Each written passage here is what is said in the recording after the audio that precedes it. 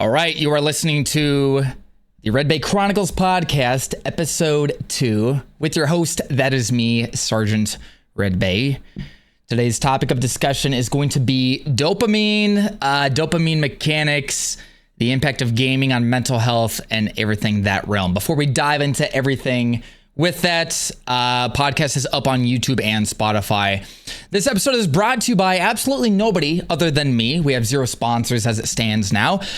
We have no editor team. Everything you see is produced, edited, designed, all of it solely by me. So if you enjoy what you see, if you enjoy the podcast or any of the content, please consider following, subscribing, whatever platform you're on. That is free, and consider sharing the podcast with a friend. All right, so we're going to dive into this today. Let's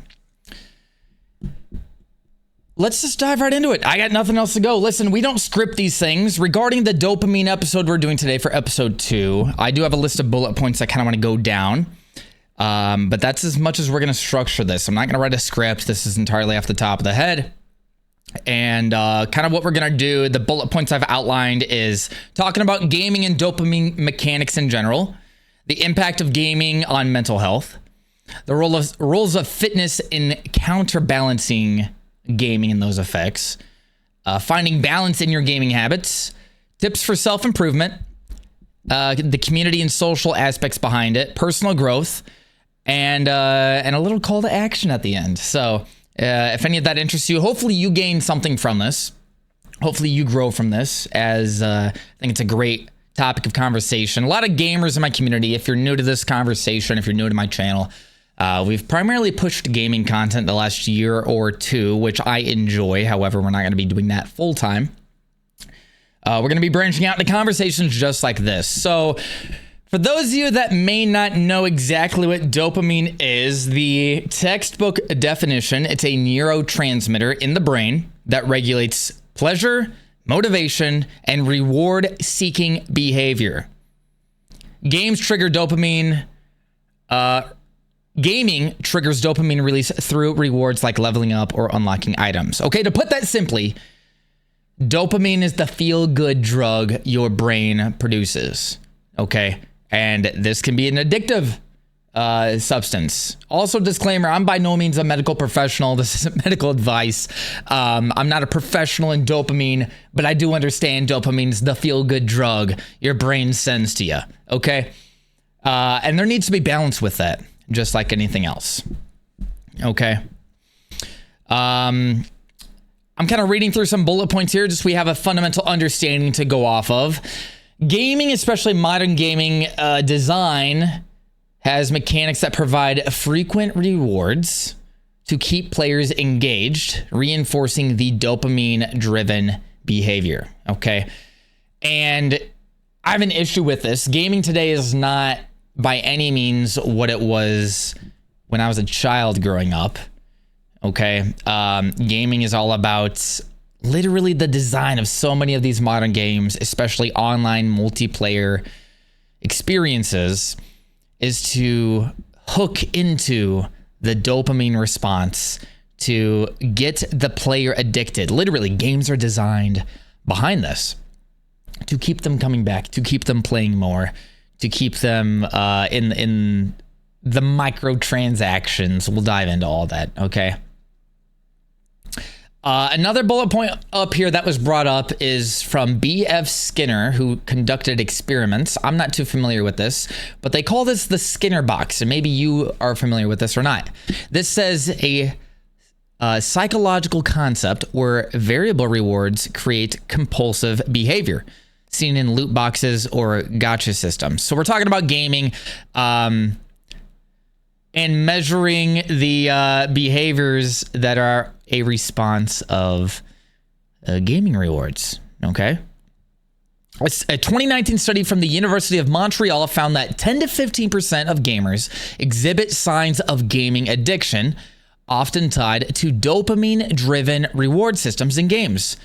We play Warzone here. It's a great example, or like Fortnite or other mobile titles, mobile gaming. It's super popular. Almost everybody has a mobile device sitting in their pocket, right? Microtransactions are what are in games, right? A lot of these games are free to play. However, when you're in there, there are what are called microtransactions, where maybe you spend $5, $20 to unlock a battle pass reward system, to unlock a cool design, a cool character or weapon, or a little paid microtransaction, which I get as a business makes sense. Your game is free. You have to make money. Fair enough. However, microtransactions, this is a $24.5 billion with a B global revenue industry just from loot boxes in 2023, which exploits the dopamine response and encourages financial spending in gaming. I'm not talking 24 million. I'm talking $24 billion globally in revenue in the gaming industry. That is what gaming is nowadays. So again, this was a study in 2023 per Statista. I'm not familiar with that. I'm just reading off some bullet points here. I would encourage you to do some further research. But this is hitting the nail on the head, okay? This is how gaming today is designed, and you can probably already see how there's a challenge with that, right? That blows my mind. There definitely needs to be, listen, gaming is great. Dopamine in itself is great, okay? Dopamine can be extracted from dozens of things in life, right? Not just gaming. However, gaming is a great example. I think a lot of us do, whether it's all day on your console, if you're a PC gamer, a streamer, if you're a mobile gamer. I mean, how many games are on your phone right now or that you play? Okay. We can dive into another episode, not today. We're going to dive into the dopamine response as it relates to TikTok brain rot. Okay. Short form content. That's going to be a long discussion we have. That's another great example. Okay. There are healthy methods of dopamine and there are unhealthy methods of dopamine, right? So let's talk about the impact of gaming on our mental health, okay? Because there are positives and negatives. And what probably the vast majority of people listening to this are subjective to is gaming addiction. What is that? Excessive gaming that disrupts your daily life. Recognized by the World Health Organization as a disorder in 2018. So starting in 2018, literally the World Health Disorder has recognized gaming addiction as an actual disorder. Okay. Now you may not be fully engulfed into gaming addiction, but this may play a part into your dopamine health, your overall mental health. And I'm sure it does on some level. It could be on an extreme level. Okay. Or on a very low, not detrimental level. Let's talk about the positive effects. I'm reading here that a 2020 Oxford University study found that playing games up to 4 hours daily improved well-being for 71% of participants in the study due to the social connection and stress relief. So listen, I'm not out here bashing gaming 100% entirely. We're finding social connection and stress relief in gaming. I found that in gaming. I think it's fantastic. Actually, gaming in some ways started for me as a way to stay in connection with other Marines I served with when I was active duty, which is awesome, right? Talk about great positive effects. So that's a recent study as of 4 or 5 years ago, 2020, of Oxford University, finding 71% of participants are finding an improved well-being from gaming through social connection and stress relief. However, the negative side, a 2022 study in Frontiers in Psychiatry linked excessive gaming, we're talking about 30 plus hours a week, to increased anxiety and reduced attention span in 23% of young adults. So 1 in 4 or 1 in 5 young adults are suffering from an increased levels of anxiety and reduced attention span as a result of gaming if they're gaming excessively, 30 plus hours a week. Okay, this was a recent study just a couple years ago. Gaming can also disrupt your sleep. Oh, we could dive in all day into the sleep, the effects of sleep, the benefits of sleep and sleep hygiene. Maybe, you know what? I'm writing that down. That's going to be another episode in the future. We've got great topics. Let me write this down real quick. Sleep. Boom. Beautiful. However, let's get back to it. Gaming can disrupt sleep. A 2021 Sleep Foundation survey discovered 60% of gamers report late night sessions, sound familiar, which impacts rest. Okay, simple as that. Gamers are up too late, no dice, that is going to impact your sleep. All right. So let's summarize there. The impacts of gaming on mental health. There's positives, there's negatives. We're finding good social connection through gaming. We're finding good stress relief through gaming, but we're also finding increased anxiety. We're finding reduced attention span, and we're finding disruption in sleep. Now, something I'm passionate about. What do we do about this? How do we balance gaming? Okay. And maybe you're not a gamer listening to this, and that's totally fine. You're still going to grow from this because it's the dopamine effect, right? It's the balance of dopamine. How do I balance? Dude, we get dopamine from everywhere. From scrolling your phone, from gaming is a good example, from sex. That's probably the biggest dopamine release. I actually had a psychologist tell me that it was. I totally believe it.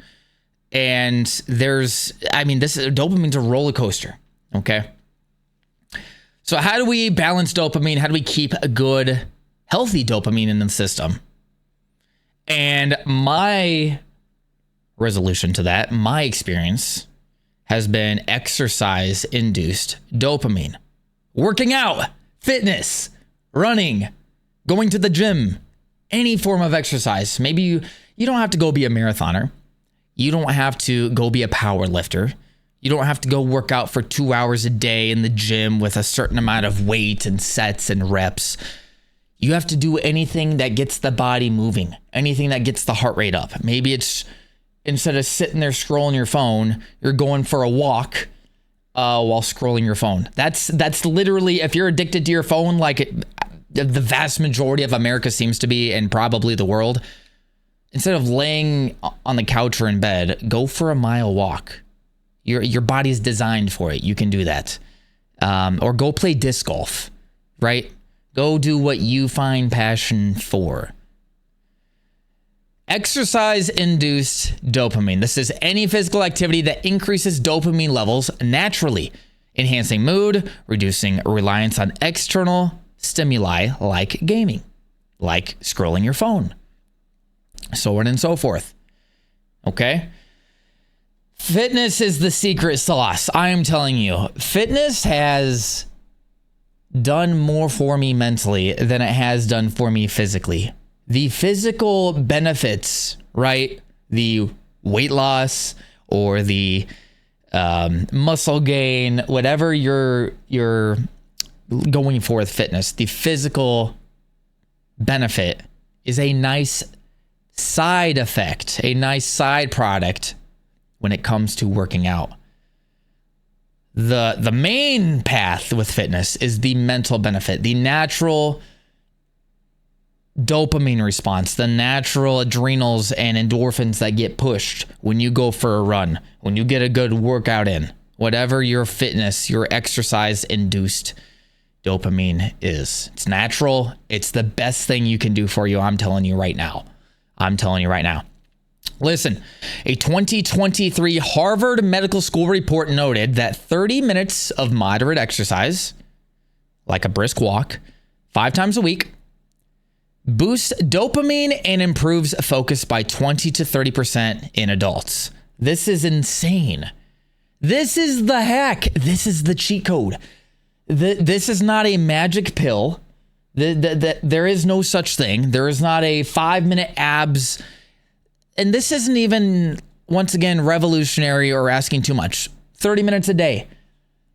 Go make a phone call. Go listen to, maybe you're listening to this podcast right now. Go for a walk while you're listening to this podcast or any podcast or whatever you digest. 30 minutes 5 times a week. Go for a brisk walk. Don't laze around. You don't have to sprint or even run. Just step up the pace a little bit, right? Get the heart rate elevated just a little bit. 5 times a week, according to Harvard Medical School in 2023. You do that 5 times a week, you're going to boost your dopamine naturally. You're going to improve your focus by 20 to 30% as an adult. That is insane. That is the best hack you could find. Now, this next bullet point I'm reading here is talking about fitness improving gaming performance. Check it out. So if you're a gamer, okay? If you're a gamer, a 2021 study in Journal of Sports Science showed that regular exercise enhanced reaction times in esports in players by 15%. This is sweet, right? Because look, if you know me, you know I love gaming. You know, I love the competitive Warzone scene, Call of Duty. I used to grind Rocket League. They've had a great esports scene. It is the esports is it's probably a multi-billion-dollar industry. Millions of dollars get funneled into the gaming, the esports realm. You know what? That's another podcast episode we're going to dive into. The esports industry. And that's going to be great. Let me make a note of that. That's insane, right? So according to the Journal of Sports Science, fitness is going to improve your gaming performance. So if you like gaming like me, like most of us do, then cool. Get a balance in there. Go for a 30-minute brisk walk, and it's going to improve your gaming more than likely. That's fantastic. It's fantastic.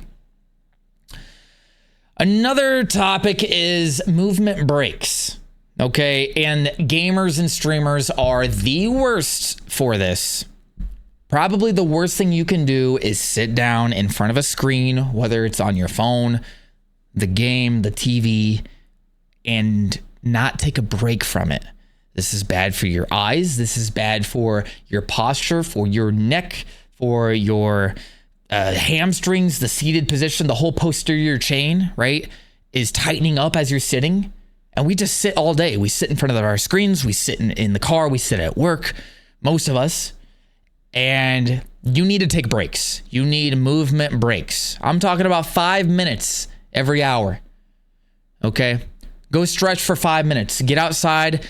Get your eyes off this close focus and get them on the horizon focus. Let the eyes adjust and stay healthy and flex. And stretch the eyes, not just the eyes. I'm talking everything. Go stretch. 5 minutes. Stretch out the body. Get moving. This is how you counter sedentary gaming habits or sedentary habits in general. Okay, if you're the average gamer who's maybe a little bit gaming addicted, you're sitting 7+ hours a day. This is per the 2022 Entertainment Software Association. You're sitting 7+ hours a day. Okay. So every hour, stand up at least. Go grab some water. Go walk around the house. Something, man. Even if it's just standing right by your TV, your gaming setup. If you're just sitting there watching the TV, dude, every commercial break, knock out 20 push-ups, 20 squats. Or while you're watching your show, hold a stretch or a yoga pose for 10 minutes. Do you know how great yoga is? And this is coming from a former Marine, former police officer, marathon runner, gym athlete. We're out in the gym in there every day. Yoga is the best thing ever. This isn't some gimmicky cult bullshit. I don't know. Maybe yoga's got a bad stigma from some places. That's the best thing you can do to repair and balance your body is all yoga is stretching. That's to put very simply. You are doing your body so much good. So how do we find balance, right? Let's talk about mindfulness. This is the intentional awareness of one's actions and emotions applied to everything, but applied to gaming to avoid compulsive compulsive gaming, and focus on enjoyment. So what does that mean? Mindfulness. Gaming can become an addiction. Gaming can become too much, just like anything else. Too much of anything is no dice, is no good. We need to find balance in everything, in all of our habits and all of our gaming habits. So we need to have intentional awareness. We need to be aware of what our actions are doing to us. We need to be aware of our emotions as it relates to that. And as that applies to our gaming habits, let's make sure we're focusing on the enjoyment and positive aspects of gaming, the social connection and stress relief, and not doing it so detrimentally to the point it's becoming so detrimental it's increasing our anxiety and reducing our attention spans. No dice. Okay? A 2020 survey by Limelight Networks found that 44% of gamers want to balance gaming with other hobbies but struggle to do so due to the addictive gaming design. I can speak pretty heavily on Call of Duty Warzone. Okay, multi-million-dollar industry, both content and competitively. Warzone in and of itself, I've gamed it, quote, full-time for 1 to 2 years. I've been addicted with the dopamine. I love it, and I've made sure to find a balance there. But I can speak on the game design. If you are not familiar with this, listen up and listen very carefully. Warzone is the worst example for this. We have some concepts called skill-based matchmaking and experience-optimized matchmaking. And to put this simply, this is how the game is designed, essentially to hook you onto the game and keep you playing. Skill-based matchmaking is something I think has ruined the online multiplayer meta, the online gaming multiplayer norm. These games are designed to hook you to keep gaming, on how the reward systems are, on how the dopamine responses. Listen, these high level network executives that are profiting thousands and millions off of these games don't care that you are addicted to this game. They do not care how that affects you. They want you addicted because it means more money in their pockets. Basic business. Another insane example of this is the entire food industry, especially in the United States of America. The food industry doesn't care that you're addicted to all their sugars and food colorings and fancy looking colorful cereals that attract you when you're putting all these chemicals into your body. They don't care about the effects of that on your body. They care that you're addicted to their product, so you continue to give them money. You continue to consume that product, whether it's food, the sugars in the food, the sugary drinks, the fast food, the video game, right? This is a real thing. So we need balance with it, okay? It all comes back to that. I just find that insane. 44% of gamers do want to balance gaming with other hobbies, but they struggle to due to the addictive game design. So half of our battle here is knowledge and understanding games are actually designed to addict us to the point of our own detriment. How do you find balance then? Well, you've heard the cliche, propose time limits on your gaming.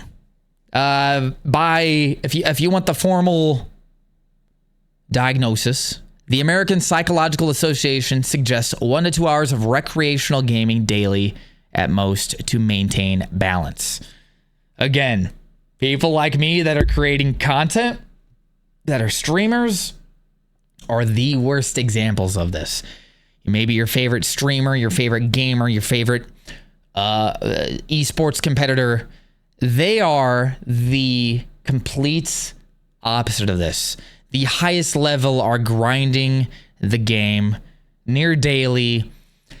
You tell me 8, 10, 12, 16 hours a day sometimes. and it is their life. And this argument can be made for near anything.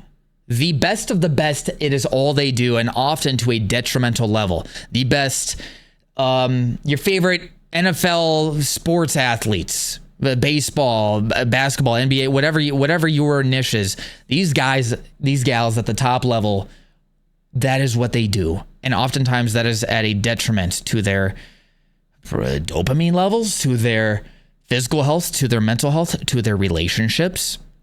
And gaming is no alternative. So it's okay to have passion and grind, but the more you push past a couple hours of recreational gaming, the more you need to counter that with balance, with stretching breaks, with fitness, with whatever works for you to keep that natural dopamine response in tune. Let's diversify our hobbies. 2023 Statistica, I don't know if I'm saying that right. A survey in 2023 Statistica showed 68% of gamers also enjoy outdoor activities. I'm sure near every singular person listening to this right now enjoys outdoor activities in some shape, way, or form. Okay? Maybe it's camping. Maybe it's hiking. Maybe it's sitting on the back patio by the campfire, enjoying the fresh air, getting out in nature. The vast majority, 7 out of 10 gamers, also enjoy outdoor activities. So find something. This doesn't have to cost a lot of money. You don't have to travel across the country to go to a national park.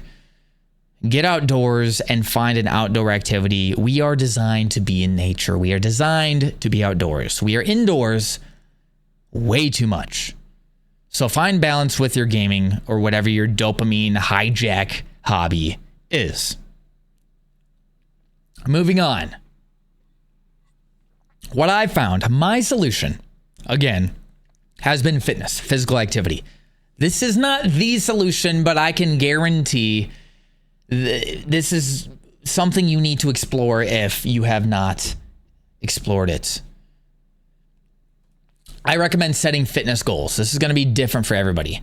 And actually, the CDC, as in a 2024 report, suggests 150 minutes of weekly exercise to improve your mental health. And it has been shown to improve mental health in 80% of adults. 150 minutes of weekly exercise, so 2.5 hours. Again, 5 times a week, 30 minutes. You could go in the gym for half an hour. You can go for a walk for 30 minutes. Get outside, do something, man. If you are imbalanced with your dopamine, track your time in what is taking away your capacity, your gaming time, your doom scrolling time on your phone. There's plenty of apps for this. There's an app called Freedom I'm seeing here, which is helping gamers reduce their gaming time after monitoring your habits. When you actually write down and analyze what you're doing with your hours of the day, you will be mind blown. You probably feel like right now, regardless of where you are in life, maybe you're a kid in school, maybe you're in college, maybe you're an adult, 50s, 60 years old, it doesn't matter. I guarantee whatever chapter in life you're in, you're sitting there saying, right now, I don't have time for blank. There's something in your life you feel like you don't have time for. You want to do more of, but I don't have time. Yes, you do. You are wasting hours on your phone. You are scrolling. What are you doing? Write it down. Write it down. Actually sit down and be brutally honest with what you're doing with your time. And you're going to see how much time you're wasting. And listen, you do not have to go from hours of doom scrolling to hours in the gym. You need to climb the ladder one rung at a time. Small changes make massive impacts down the line.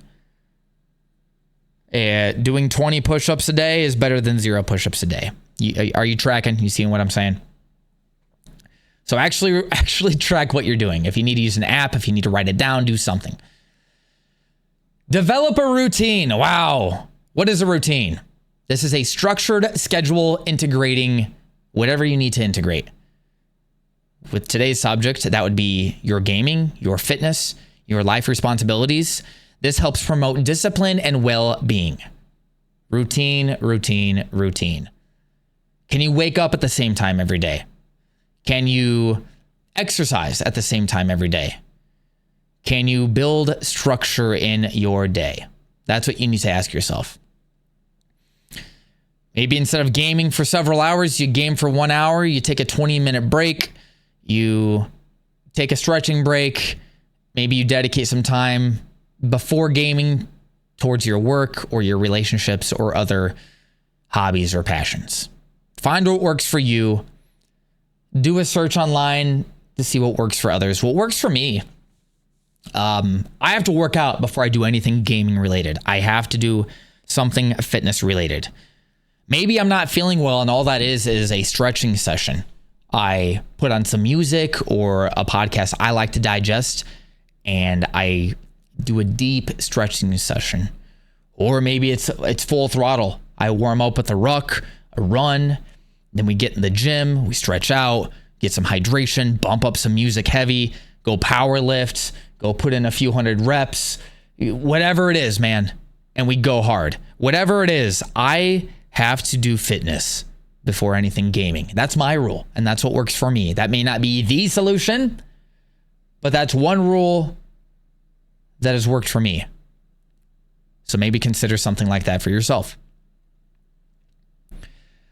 Now let's dive into a little bit more on the community and social aspects of gaming. And this is great. I have a Discord server for everything Redbay, this podcast, gaming, all of it. And this is all about the gaming community, okay? Gaming is all online. Not all online. That's the norm for most gaming. This is all about gamers that share an interest. And you can surround yourself with gamers that support lifestyle goals. You can surround yourself with gamers that want to be full-on degenerate gamers, be a hermit crab in the basement, and be addicted to their screen, never work out, eat like dog water, and that can be your gaming community. But you can also find a gaming community, people that game, that are like-minded like you and I, that want to game, want to extract the most enjoyment from gaming. Of course, that's what we're doing. We're enjoying ourselves, but also want to do it in a healthy manner where we're our best in other aspects of life as well. So find that group, find that community. A 2023 Pew Research Center study found 65% of gamers feel a sense of community in multiplayer games like Among Us, World of Warcraft. I'm sure dozens would fit, whatever your gaming niche is. Okay, so gamers are the vast majority of gamers are finding a sense of community in these online games. This is great. This is one of the benefits of gaming. Okay, if you lack a sense of community and you enjoy gaming, let's get you connected. I'm down to game. Hit me up. Let's have a healthy gaming community. Fitness-focused gaming communities. Wow, what a concept, right? There's a rise in popularity of Discord groups like Gamers Who Lift, with over 10,000 members encouraging workouts. I'm down. Okay? At the end of the day, even if you're not huge into fitness, again, let's find balance. Let's work out. Let's not game all day. Let's find some sort of physical activity that raises your heart rate. And let's bridge this. Let's bridge the gap. There's also the teamwork element. Cooperative games. Okay, this fosters teamwork. This is something that you can find a team-oriented, kind of branches into that whole community aspect, that community element, and that's great. You work better in a team, right? You accomplish more as a team. So find a cooperative, a co-op game, a multiplayer co-op game. And that's another benefit too. Okay, that's a good community aspect, social aspect of what we're doing here. The overlying theme in balancing this dopamine hit, in balancing gaming and fitness and this whole umbrella we're talking about here, You need discipline. What is discipline? Well, the textbook definition is self-control to achieve your goals. This is applicable to both gaming, mastering your in-game skills. This is applicable to fitness, being consistent with your workouts, with your physical activity. Discipline is applied to any category. It is your self-control to achieve goals. A 2021 study in psychology of sport and exercise found that regular exercisers were 30% more likely to set and achieve goals in gaming. Very interesting. So if you have the discipline to regularly implement some sort of fitness in your life, studies are showing you're more likely to set and achieve goals in gaming, okay? Which is fantastic. I think that's great, okay? I don't know anybody who wants to game to lose, to game to fail, okay? Just like anything else, you want to have the happy conclusion. You want to have the accomplishments. That's where the dopamine hit comes from. 75% of gym goers reported improved self-esteem per a 2023 YouGov poll, which can enhance gaming and life. It absolutely would enhance gaming and life. If 3/4 of gym goers are reporting improved self-esteem, I mean, dude, this is great. Maybe you're completely out of shape. Maybe you're completely inexperienced in health and fitness, and nobody has ever told you what I'm telling you right now, that you need to start today. You need to go. You need to do something today. You're probably going to be intimidated. Again, take baby steps. And I will tell you this right now. I have worked out. If you want to go to a gym, a lot of people find benefit physically going to a location, to a gym. It creates a disconnect from the home, from the TV, right? From that place of chill, which a lot of people of us use it for, and we can detach from that and get after it in the gym. But again, if you've never done this, I'll tell you right now, I have been to every type of gym under the sun. I've been inside the CrossFit gyms. I've been inside dozens of Planet Fitness gyms. I've been inside dozens of military gyms on bases. I have never encountered somebody who will mock you for coming into the gym and bettering yourself. Even when I'm in the gym, sure, maybe there's some guy who's sprinting faster than me, that's lifting more weight than me, that can do more reps than me. And one can look at that and find an intimidation factor on it. I respect that, and it encourages me to be more. But here's the thing. Whenever I'm in the gym and I see somebody who is overweight, who may be struggling, I have way more respect for that than anybody else in that gym. If that's you, get in there. Please, get in there and get after it, man. I used to run a lot of races.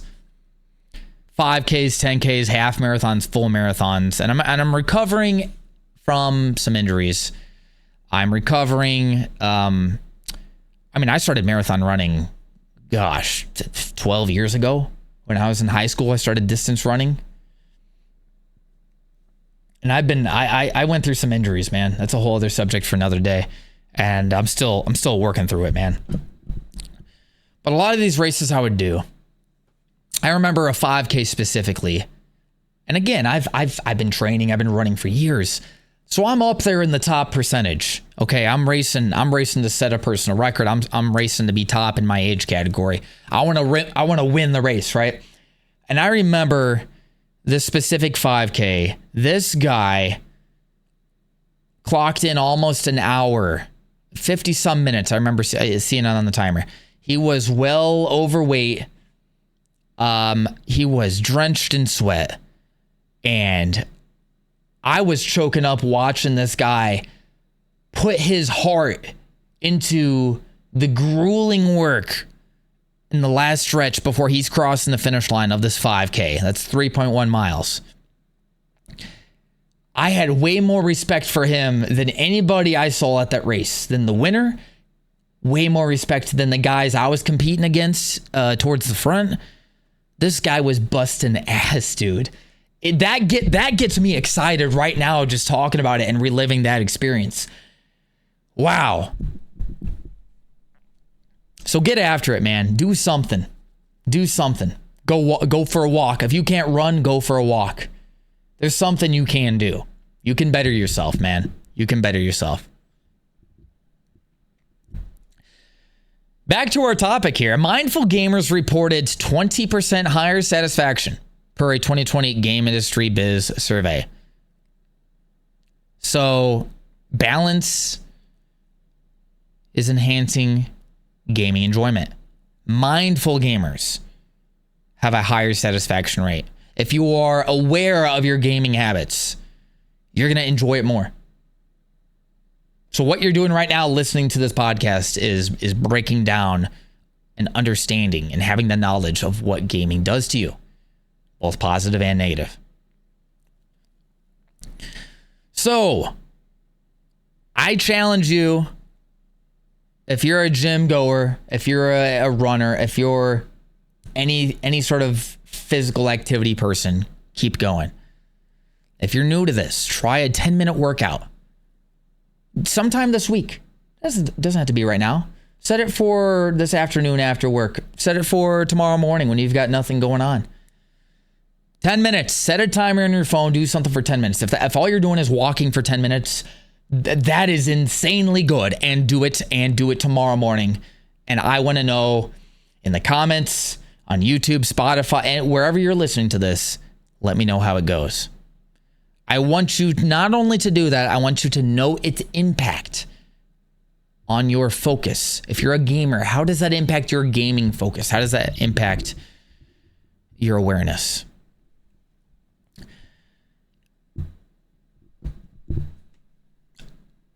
Let me know. Give feedback on social media. Let me know on X, on Twitter, on YouTube, on Spotify. How is this impacting you?